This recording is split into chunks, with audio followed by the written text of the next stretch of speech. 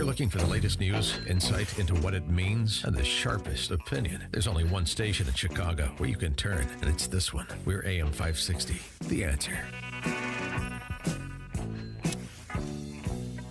Top of the morning, Dan and Amy, billionaire tech entrepreneur Mark Andreessen, U of I grad, co-founder of Netscape, and I think he wrote Mosaic, and he's got a big venture capital firm, Andreessen Horowitz. Anyway, he was on with Joe Rogan, and he's excited about the Trump administration, the coming Trump administration as well, because it's time in America to do a couple things. It is time to carve this government back in size and scope. It's time to take the overall, you can talk about distribution of taxes, but it's time to take the overall tax load down. It's time to take the spending down. It's time to get the government out of the position of deciding who gets money. It's time to unleash economic growth.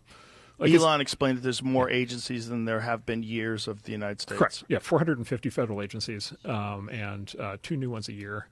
And then my favorite twist is we have this thing called independent federal agencies. So, like, for example, we have this thing called the Consumer Finance Protection Bureau, CFPB, which was it's sort of Elizabeth Warren's personal agency that she gets to control. And it's an independent agency that just gets to run and do whatever it wants, right? And if you read the Constitution, like, there is no such thing as an independent agency. And yet there it is.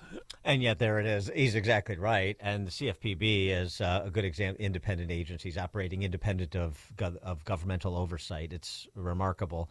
He provided some detail on this, too, much to the surprise of Joe Rogan, who, normally learns things when he has smart people on. That's okay.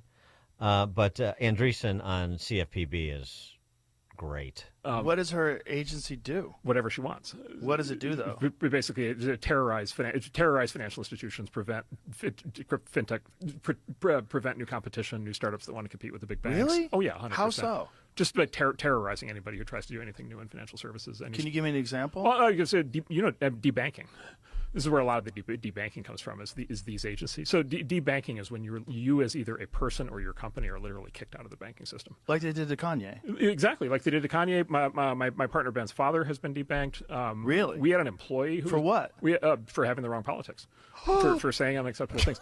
Under current banking regulations, here's a great thing. Under current banking regulations, after all the reforms of the last 20 years, there's now a category called a politically exposed person, PEP. And if you are a PEP, you are required by financial regulators to kick them off to kick them out of your bank. What? You're not allowed to have What if you're politically on the left? Well, that's fine. No, because they're not politically exposed. So no one on the left gets debanked? I have not heard of a single instance of anybody on the left getting debanked. Could you I love Joe Rogan's high-pitched gasp when he learns. It was genuine. Like, what? I didn't know about PEP. The debanking of going on, which of course we've documented. Gun, people in the gun manufacturing or gun business of selling guns legally, and other examples, as Andreessen mentioned, people with the wrong political views, if they have enough import, get zeroed in on by CFPB. That's one of those agencies that should go. One of the many of the 450 that were mentioned that should go. So it's exciting to see people like Andreessen, who have some juice, excited about what DOGE is going to do prospectively and what this administration is going to do collectively. For more on this, we're pleased to be joined, as we are on Wednesdays, by Steve Moore, economist and author, along with Art Laffer, of The Trump Economic Miracle and the Plan to Unleash Prosperity. Again, Steve, thanks for joining us. Appreciate it. Hi, Dan. Hi, Amy. Happy Thanksgiving. You're also a U of I grad like Mark Andreessen, but he's smarter. Oh, wow. I actually didn't realize that Andreessen had gone to U of I. That's amazing. Yeah. Well, there are a lot of smart people who came out of that university. Well, there used by the to way, be. I've been chopping on the bit to tell you, I'm very famous now. Did you know that, Dan and Amy? I'm very famous. What happened? You already were famous. You're more famous. Is how I should phrase it. Elon Musk tweeted me out yesterday because I had been on Fox News saying that there are all these federal agencies. You have these gigantic buildings in Washington D.C. that are like whole city block long, a city block wide, 8 stories high, massive structures and massive edifices. And you go into these, like the Department of Labor, Department of Agriculture, Department of Interior, you go into them these days, and it's like spooky. There's nobody in there. You're like, hello, is anybody here? Like Chicago Public Schools, yes. Exactly. Anyway, so I was talking about how maybe we could shut these things down if nobody's there working. And Elon picked that up and he tweeted it out, and that went to we had 7 million views on that one. So I'm very famous. Very good. Congratulations on that accomplishment. Can you follow me on Twitter now, please? I'm at Amy Jacobson, JACOBSON. And ask Elon to follow her too. What you need to do is you need to get Elon to follow you on Twitter. So, how about what Mark Andreessen had to say, and what you think about, the politics on the Hill better than maybe some of these tech entrepreneurs do, and what you think the real possibilities are of things like eliminating CFPB, of eliminating agencies wholesale. I've been in this game a long time, Dan. I arrived in Washington in 1984, so if my math is correct, that's 40 years. Mm-hmm. And so I've lived through Republican regimes, Democrat regimes. I lived through Reagan, I lived through Bush, I lived through Obama. I remember the Republican Revolution when Newt Gingrich, stormed and took the House for the first time in 40 years. And I wish I could tell you that, Republicans are going to be fiscal saints and they're going to be hardcore. We're going to cut all these agencies.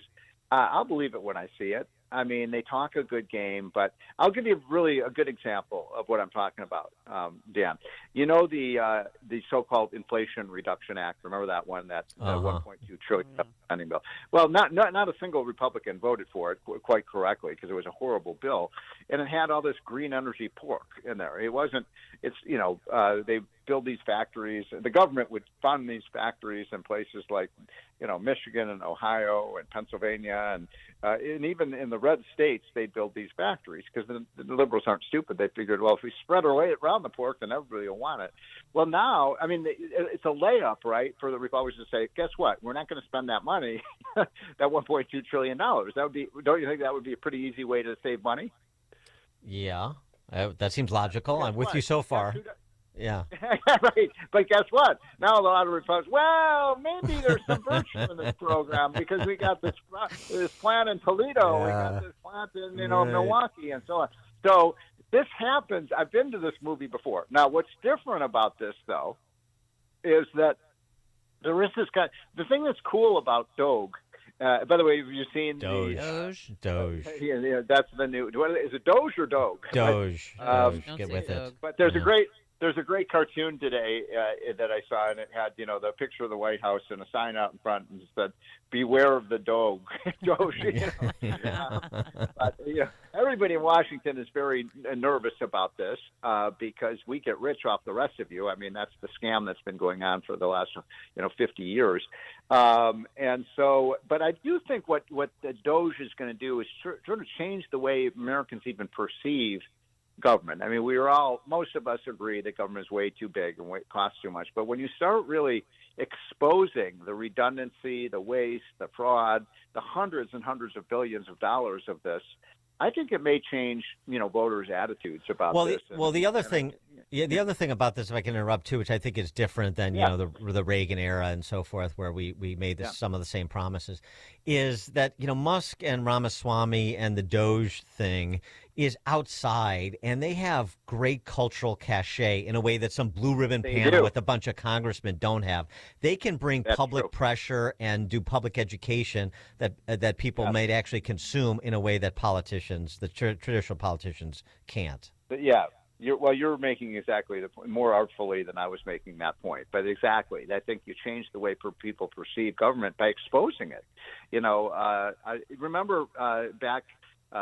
You guys are probably too young to remember this, but back when there was something called the Grace Commission under Reagan, and it was a very similar thing to what, and they came up with, they found all these just concrete examples of waste. Like, and what became the poster child was, remember the $800 toilet seats? Remember that one? At the Pentagon, right. And so everybody's like, oh my God, the Pentagon's spending $800 on toilet seats. They must be wasting money. It just became a symbol. And the more of those symbols of waste that we can show, I think the more people are going to realize that, look, I think we could, let's see, Elon said we could cut $2 trillion out of the budget. I think that's a bit of a stretch to say the least. I would take $200 billion actually, but you can cut hundreds of billions of dollars of redundancy. We had programs that date back before World War II. That no one has any idea what these programs do, and we just routinely spend more and more money on these things.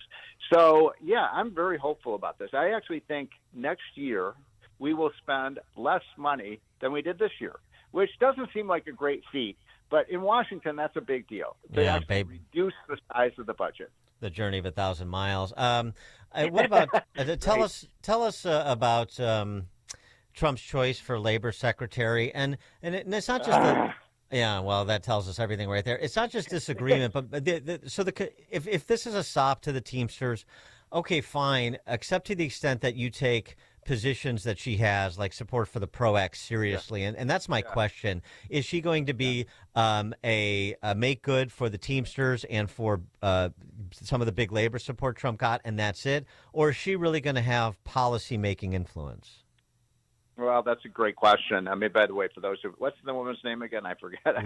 Lori Chavez DeRemer. Yeah. And so I've never met her, so I don't know her, and I know most of the other people who are selected in the cabinet, which on balance were excellent choices. But look, you're right. And for those who don't know what the PRO Act is, the PRO Act basically would repeal right to work laws in 27 states. Mm-hmm. Because right now, in 27 states, and by the way, Illinois is not one of those states, as you guys know. You cannot be required against your will, forced to join a union. Now, by the way, it's not anti-union. It doesn't say you can't have unions. It just says you can't force a worker to join the union if they don't want to, and that's an important tool for economic development. The states that are right to work laws have about twice the job growth that states that aren't. So that would reverse 100 years of labor law, Dan. Well, why did Trump pick her? Can't allow that. I mean, did somebody owe somebody a favor or something here? Well, I think Dan just nailed it, because the Teamsters they didn't endorse Trump, right? But they just didn't endorse Kamala. Right. But they did endorse. But they did endorse Lori Chavez DeRemer for labor secretary. They did do that. Right, exactly. So look, I mean, this was important. One of the reasons that Trump won this election is Trump did so well with union workers, private sector union workers, not government union workers. And so, yes, this was a kind of sop to the industrial unions like the Teamsters. But we're going to work like hell to make sure that she doesn't reverse. Oh, the other thing that she's in favor of is this crazy idea where you get rid of franchises, right. Where you basically, that franchise model is uniquely American, where, you and I could, gin up $75,000 and buy a McDonald's franchise or something and run this. And that's the way we started small businesses. She wants every franchise to be, you can sue the parent company, and that would just destroy the hundreds and hundreds of thousands of small businesses. She's also against the gig workers. She's a very she's a California too. Democrat. Though she's a Washington Republican. It's like an Illinois Republican. I can't tell the difference in some of these places. So, but the truth is, though, that the labor secretary doesn't have that much power. So yes. I think that. Well, you and Laffer and Kudlow make sure, and Bessent and others make sure of that. One other thing. By the way, Bessent. That was your guy, I know. I mean, I've known him for 10 years, and he's a fantastic guy. He's a financial wizard, and I like his 3-3-3 plan. Let's get 3 million more barrels a day, 3% economic growth, and cut the deficit to 3% of GDP. Great ideas. Remind me of Herman Cain's 999. A little bit different, but it's the same theme. Increments of 3. Yes. What do you think? We talked a bit earlier in the show, but I want to get your take on it. Trump's saber rattling on tariffs right now. Even though I am not a protectionist, this is coming.